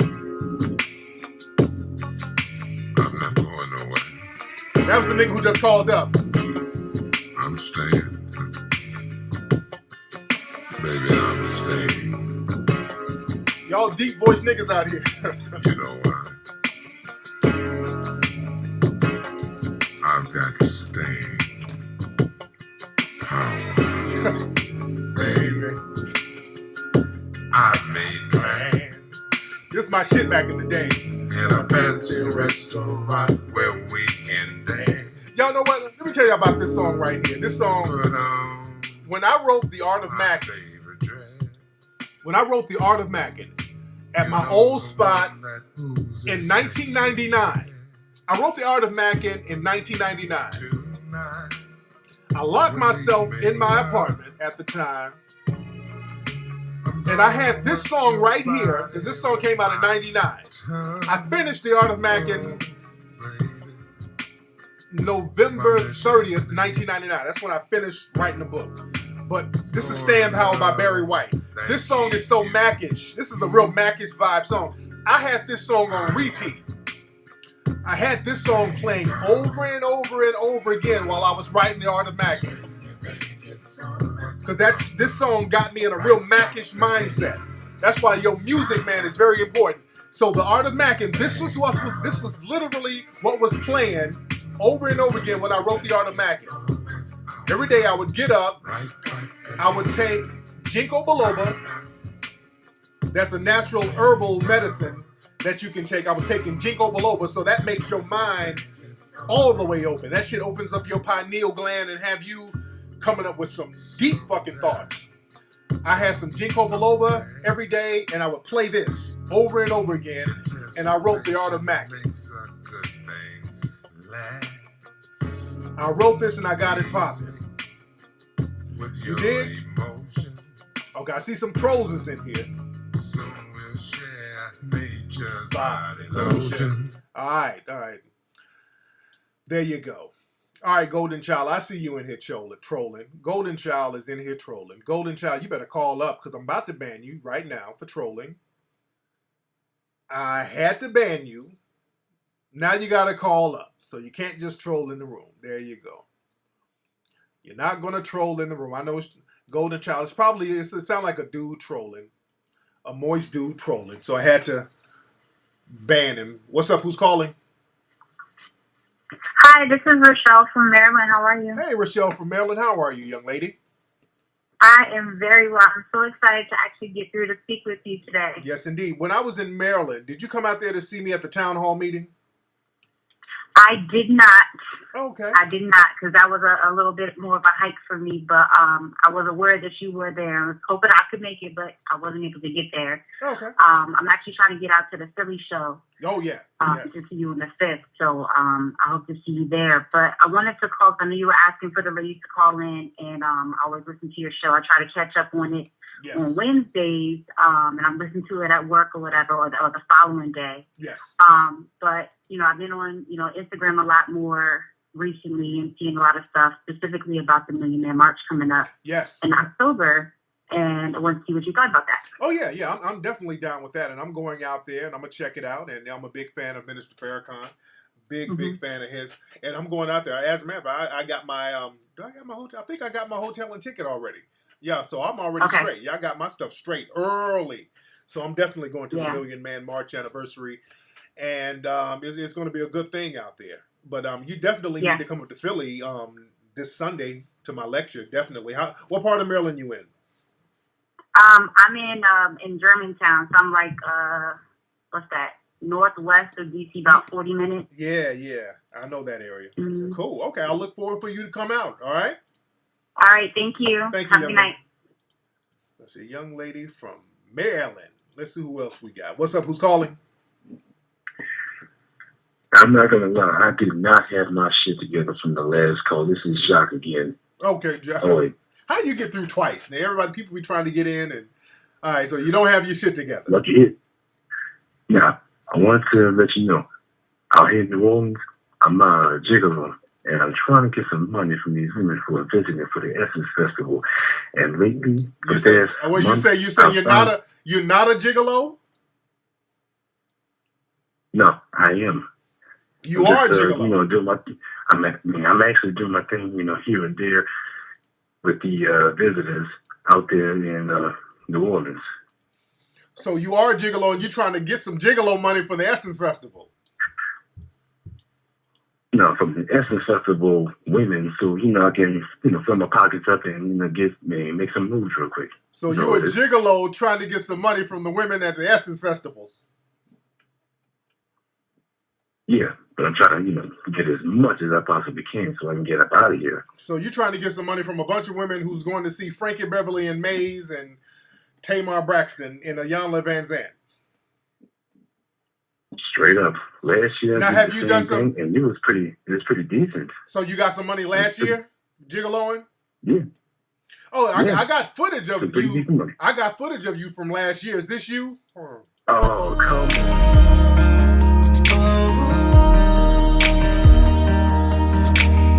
I'll share my life with you, baby. You know how much I love you, baby.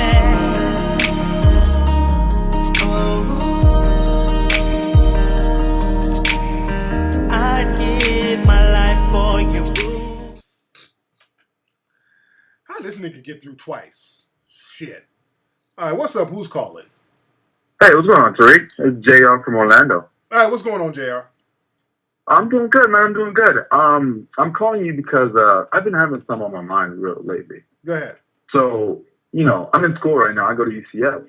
And the thing is, though, in school, they're trying to get me, I'm an electrical engineer, and they're trying to get me to continue going to school, do my master's, and try to get my PhD or whatever. Yeah. And I'm thinking like, yeah, I like it a lot, but I do want to get my business started because I've been listening to you since I was 13, and like I already have that mindset, Yeah. So what do you think about that?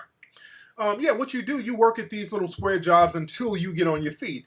And, once you get your business going and you start generating enough money to sustain yourself, that's when you can tell these other jobs and little side gigs you're working to kick rocks. But again, you do want to, it's okay to have that safety net, but you don't want to let that safety net, so to speak, take up too much of your time, because that's the name of the game. They take up a lot of your time so that you don't have time to really invest in your own businesses. So sometimes you got to get real bold enough to take a risk. And instead of going for school, right? No. School is great. School is cool, but you don't want to be a but professional student. But not staying there the whole time. It just really depends what kind of business you're going to have and how is school going to help that business that you're trying to start. You dig? Because a lot of times you want to go to school for photography, but you're trying to open up a hot dog stand. So whatever you're going to school for, your time and energy, everything you do should gravitate towards building what you want to ultimately build. That's why we got to have an ultimate goal. You feel me? Yeah, I feel you, man. There you go. I appreciate it, boss. Thanks for the call, fam. Thank you, man. Yes, indeed. All right, let's take a couple of more calls because I want to watch the BET Awards myself. I want to see what's happening on there. What's up? Who's calling? Hi, this is Golden. I was not trolling. I just don't think that the MAC lessons, that's not nice. It's just not nice the way you're describing women. What did I say, Golden? You were describing women like they were property. You were telling him he has to have a lineup, and that's not really cool. Wait. When did I say that, sweetie? When you were talking to that crazy guy that was yelling on his video about whatever broad he was yelling about. When? And you said a double dick dingler. Like, it's just not nice. Hold on, wait, you're losing me, sweetie. Let's back up, Golden. Let's back up. You said... Let's back up, because did I miss something? Because I heard you use the words double dick dingler. I also heard you talking about women like they were property, like we're cattle or something, like he owns several of them. It's just nobody. Now, you're hearing what you want to hear, Go. Now, you know good and well I didn't say that. You know good. Well, I did not go. Stop it. You know I didn't say that. I wasn't trolling you though. Why you block me though? Okay, let me unblock you now. But see, when people say stuff like that, talking about misogyny and all that old shit, I'm not being misogynistic. It's not nice. Like, we're women. We're partners. Nobody said you weren't. Nobody said you weren't. And now see if you can get back in the room now. Wait, hold on. All right. Hold on. Wait. But no, I'm not done with you. I'm not done with you now. I'm not done because now I said they were double dick wranglers. I said I was talking in a hypothetical sense. I was saying you don't know what the woman's background is. If you break up with a woman, if y'all break up, I told the man take responsibility because you could have done something wrong. She could have done something wrong. If she cheated, if maybe you did something that you weren't supposed to do as a man, maybe you didn't know if she was a double dick clutcher. That's not a bad thing. Are there not women out there clutching double dicks? Yeah, probably. All right. All right. So let's stop with the misogyny. Now, where are you from, Goldie? California. What part of California? I'm in New Jersey now. Sacramento. Oh, what you look like? I grew up in Sacramento. My family is in Oakland, but I grew up in Sacramento. Okay, you got a cute voice, so that must mean you might be chunky or some shit. What do you look like? I don't know. I'm on your page. I talked to you. On which page? Your page. Like, you were just clowning Tommy Sotomayor. Oh, my God. It was so funny. You did a Throwback Thursday. Oh, my God. It was so funny. But I couldn't post a picture. I found this trailer on a bike, and it reminded me of what you were saying about the mansion. That's not a mansion. You're going through all those doors. Hilarious. Well, you follow me on Instagram or Twitter? I'm on your Facebook. My Facebook. What's your name on Facebook? Yes, I follow it. Golden the Golden Child. Same thing in the room. Hold on. Let me look. I'm going to see what you look like right now. Hold on. And you're in Sacramento. Y'all kind of ratchet out there in Sacramento. No, I don't live in Sacramento anymore. Where you live now? Jersey now? Oh, you live in Jersey. So it's Goldie. Yeah. Oh, we're kind of ratchet in Sacramento? What? Yeah, man. Sac is ratchet. Is it Goldie? What is it? Goldie or Golden? Golden. Golden? Yeah. Golden Child? Golden Child.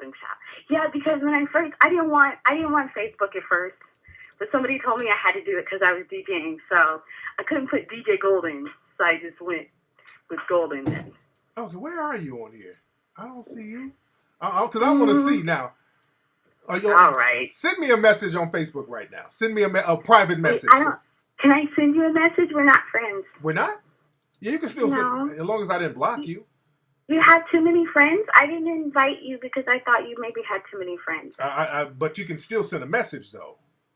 I can? Yeah, you can still send messages. So it's I will send you a message then. So it's Golden Child. What is it? What is it? Golden Child what? Hold on. Because I don't want to see.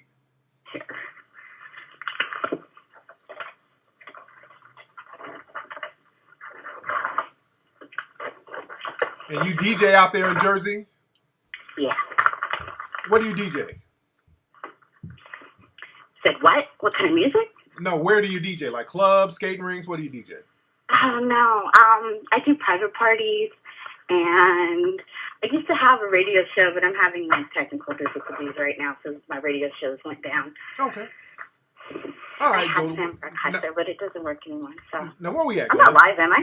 Yeah, we're live. We're on the air right now. You're talking to thousands of people right now. So where's your page? Hey everybody, you guys are shady, but I love you. You guys are hilarious. Yeah, what happened? I'll be there. Yeah, go ahead. No, it's Golden and then D-A. D-A? Okay. Yeah, the Golden Child. The Golden Child? Yeah, I'm right here. Like, Tariq, you posted for your show. Right here. I'm calling it on it. Okay, I see it now. Hold on. I see it now. Let me see what your ass looking like. Okay. There you go. Kind of look like the mom from Fresh Prince a little bit. What? Kind of look like the mom. All right. There you go. Got the natural fro. There you go. Cool. How long you been out there in Jersey? For about 5 years now. Oh, okay. What kind of music you play, by the way? I play all kinds of music. Like sometimes I do Spanish parties, chata, hip hop, like everything. Okay. I love music. Because I got one of your solo videos of you singing right here. Hold on, let me play that real quick. Hold on. Right here. We stay up forever. Yeah, but we're still here after the drive. We don't go hard. We lost control the first time that we throw in the smoke. We shut our tears.